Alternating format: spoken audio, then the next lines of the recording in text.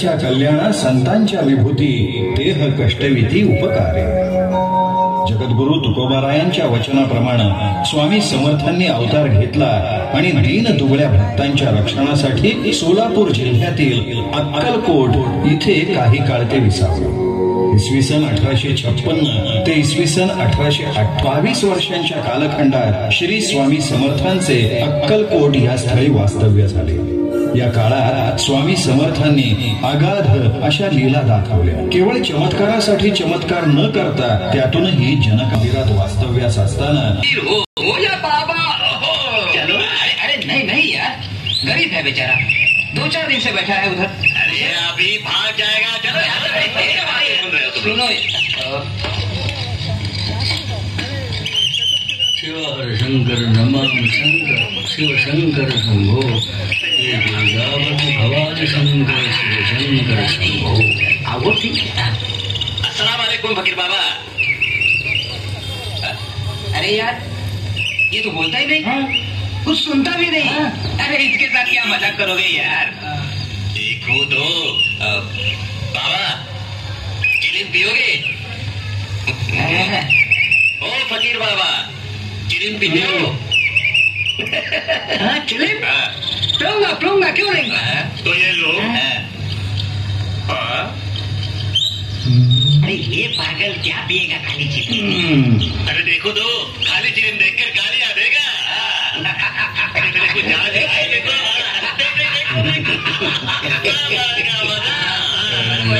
Sir पर आने वाला खाली ये भी नहीं जानता.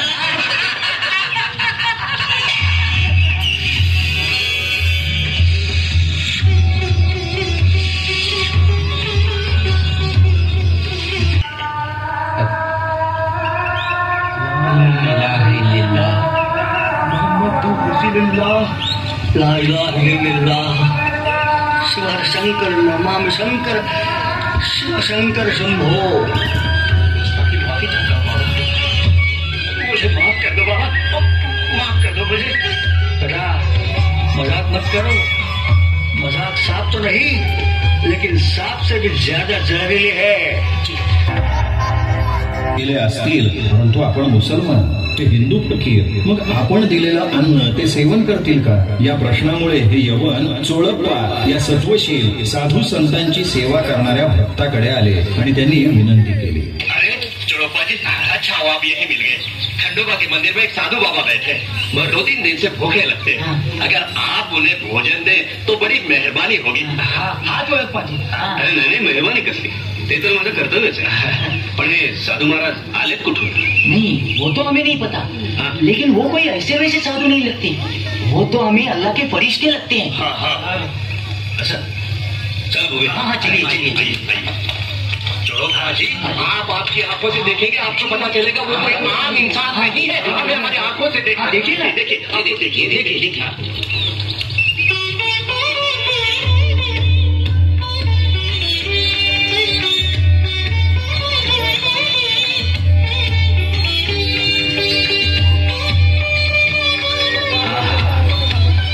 काय सुंदर ध्यान, जणू पंढरपूरचा विठोबाच. काय झालं, आम्ही पंढरपूरचे विठोबा असतो नाही तर भिक्षू असतो. तुला तांबाचा वगैरे कशाला पाहिजे? घराला घेऊन तर खायला घालतात. चला महाराज चला.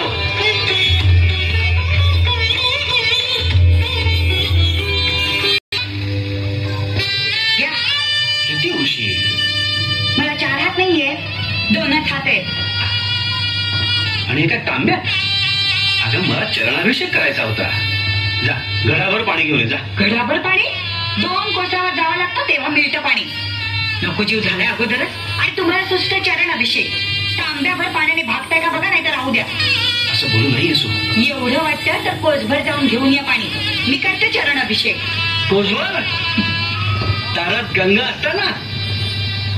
दारात आणि गंगा?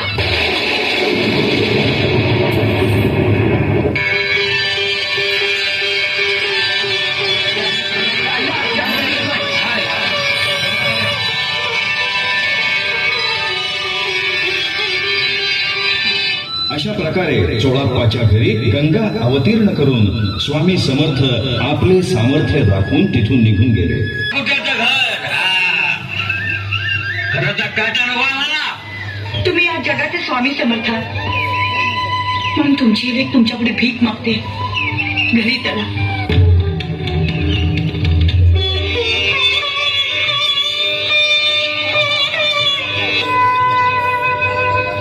दत्तनगर मूळ पुरुष वडाचं झाड. मूळ मूळ वडाचं झाड. वड वड. दादा आता हेच आमचं असेल. दत्तनगर दत्तनगर. महाराज श्री स्वामी समर्थ जय जय स्वामी समर्थ. श्री स्वामी समर्थ जय जय स्वामी समर्थ. स्वामी समर्थांनी यावेळी समस्त भक्तांनाही पावन वास्तव्य केलं. या ठिकाणी लक्षावधी भक्त भाविकांच्या संकटांचं निराकरण केलं. अगणित भक्तांना व्याधीमुक्त केलं. भिवू नकोस, मी तुझ्या पाठीशी आहे असं म्हणत भक्तांना अभयदान दिलं. शिवहर शंकर नमामि शंकर शिवशंकर शंभो. हे गिरिजापती भवानी शंकर शिवशंकर शंभो. कल्याण कल्याण कल्याण.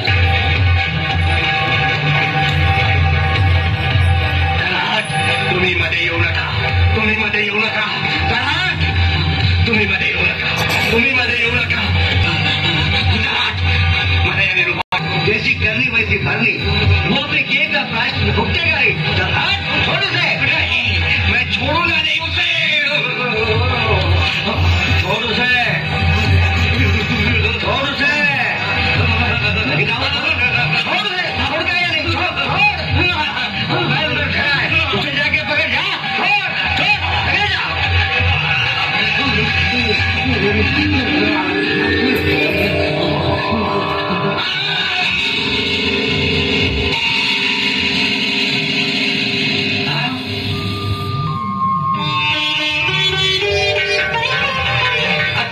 निवासी स्वामी समर्थ महाराज की जय.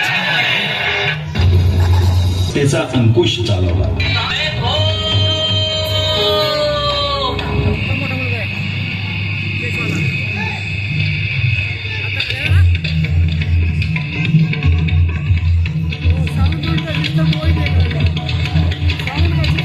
प्रणाम स्वामी.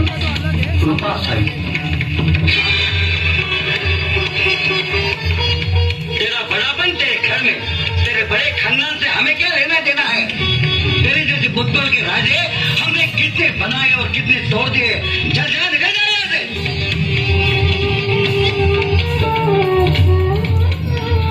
स्वामी आमच्याकडून अपराध घडला. केलं राज्य आम्हाला परत मिळालं ते केवळ दामदरला भक्तांना त्रास होत असेल तर तुम्ही हवेत घेतला. निकल जा यहाँ से. स्वामी असा अपराध पुन्हा घडणार नाही.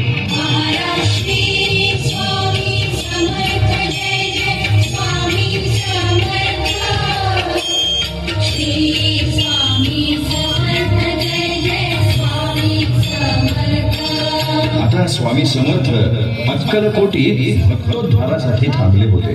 भक्तीचा दूध शर्करा योग भक्तांनी अनुभवला तो दत्त जयंतीच्या या पावन दिनी.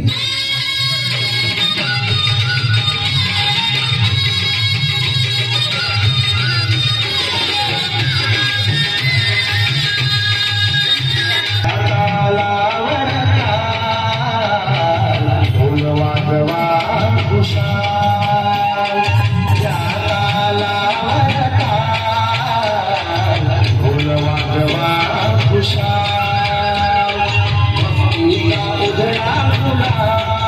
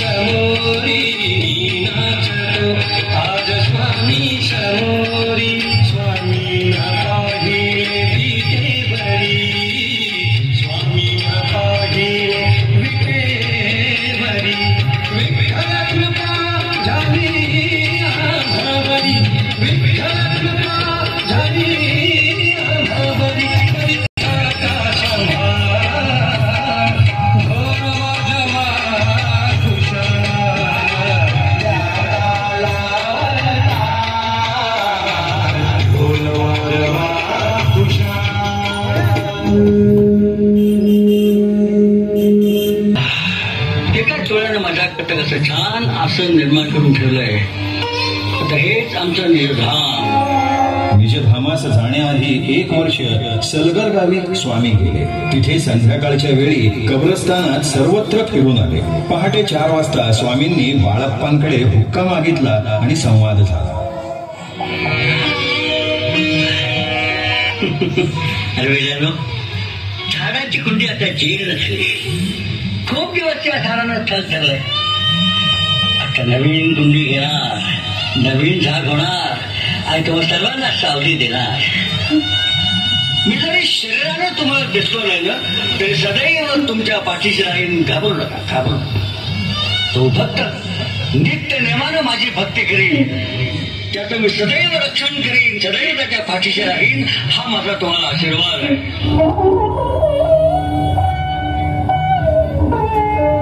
अशा प्रकारे कधी सलगर गावी तर नागणहळ्ळीच्या आमराई अक्कलकोटास वडाखाली स्वामी नियमितपणे दुश्चिन्ह दाखवू लागले.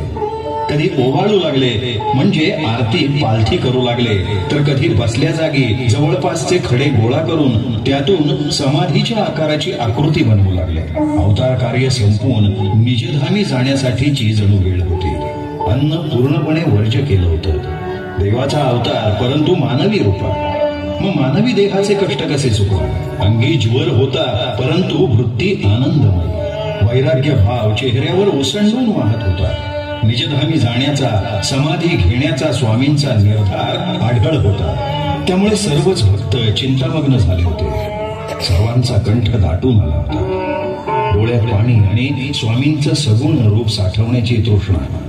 आता काय होणार या चिंतेत असताना स्वामींनी भक्तांची चिंता ओळखली आणि त्या अवस्थेतही स्वामी अकस्मात भगवद्गीतेच्या 9व्या अध्यायातील एक श्लोक सर्वांच्या मनाशी जाऊन भिडेल अशा उच्च स्वरात म्हणायला लागले. अनन्याश्चिन्तयन्तो मां ये जनाः पर्युपासते तेषां नित्याभियुक्तानां योगक्षेमं वहाम्यहम्. बाळांनो, जो माझी अनन्य भावानं भक्ती करेल त्याचा योगक्षेम मी स्वतः करीन, हे माझं तुम्हाला वचन आहे. आता स्वामींच्या प्रयाणाची वेळ जवळ आली होती. श्रीपाद भटजी जवळच होते. त्यांच्या लक्षात येताच त्यांनी स्वामींना विचारणा केली. महाराज असं बोलू नका शिव.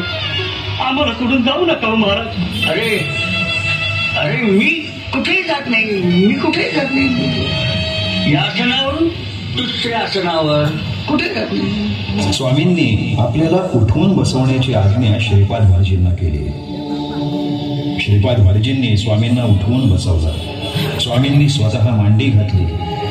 डोळ्यांच्या पापण्या एकाएकी हलायच्या लागल्या आणि जणू त्या ठिकाणच्या शांततेला चिरत आकाशवाणी झाली. नो नकोस, मी तुझ्या पाठीशी आहे.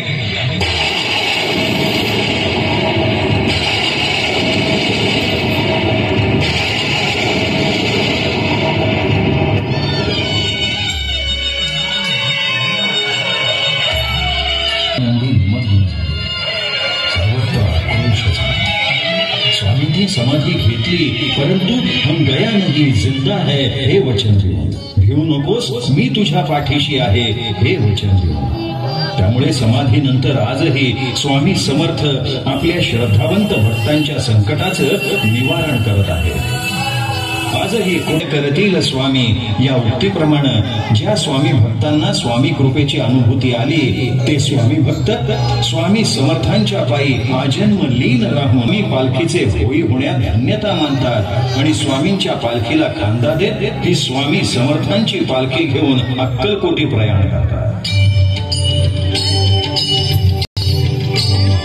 श्री अनंत कोटी ब्रह्मांड नायक राजाधिराज योगीराज श्री स्वामी समर्थ महाराज की जय.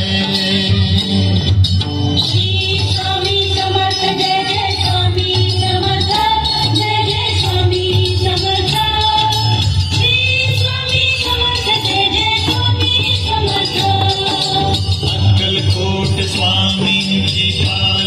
निघाली अक्कलकोट स्वामींची पालखी निघाली पालखीत शोभते योगीराज माऊली प्रेमाची सावली दत्ता दिगंबराया हो स्वामी मला भेट द्यावो दत्ता दिगंबरा